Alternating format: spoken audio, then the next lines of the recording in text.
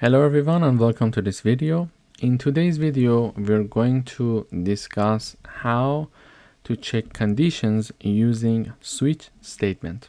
So first of all, we need to learn what switch statement is and why we need to use switch statements. So the reason why we use switch statement is because if we are having a lot of conditions to be checked, we can do it still with if-else conditions. However, it reduces the readability of our code. So it's better to use a switch statement when we are having a lot of conditions to be checked. Let's illustrate this with an example. We would like to have the day of the week using switch statement. For example, we would like to have a variable called day and value 1 is assigned to it. 1, what does it mean? I mean Monday. So the first day of the week is Monday, and we are going to calculate the day of the week using switch statement. So the variable called day is initialized to be 1. It's of integer data type. Then instead of having the if conditions, I'm having the switch keyword, switch statement. So we write down the switch, and inside parentheses, we write down the variable we would like to iterate over the condition. So this is the condition that we would like to check. This is the variable based on which the condition is going to be checked, let's say.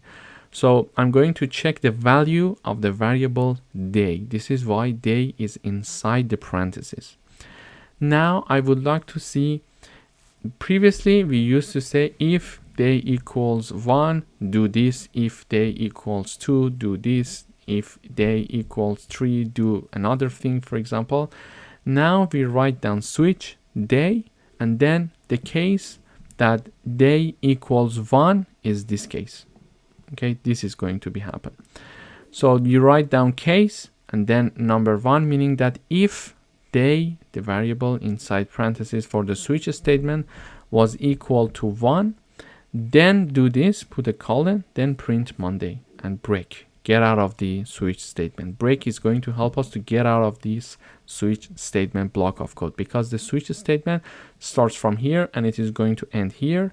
When you understand that day equals 1, you're going to execute this part of the code and then simply break. So you're not going to execute the rest of the codes, because your case was the day 1. Okay. So when I run the code now, if I run the code now, you will see that Monday is being printed in the output. Why? Because day equals 1 and we are having the condition over day, and the case that day equals 1, the Monday is going to be printed in the output. So if I write down number 3, meaning that I'm talking about Wednesday. So when I run the code now, you see that here the Wednesday is going to be printed in the output. But how does it work? So we're going to iterate over the values that are assigned to the day variable. Okay, so we check the day variable. What is the number? It is equal to 3. Because it is equal to 3, we are going to implement the case 3. So note that the switch keyword and the case keyword are the reserved keywords for working with switch statement. And inside parentheses, you write down your variable name that you care about, the value that it is going to take. And here that you see in green, 1 to 7 are different values that the day variable can take. Now it equals 3. I'm basically saying that if day equals 3, print Wednesday. Okay, so Wednesday is being printed in the output. So basically this is how we can work with the switch statement. And we see that here we are having 7 cases. So from case 1 to case 7, Monday to Sunday, and the default case is whatever that you're going to enter that is not case 1, 2, 3, 4, 5 up until 7.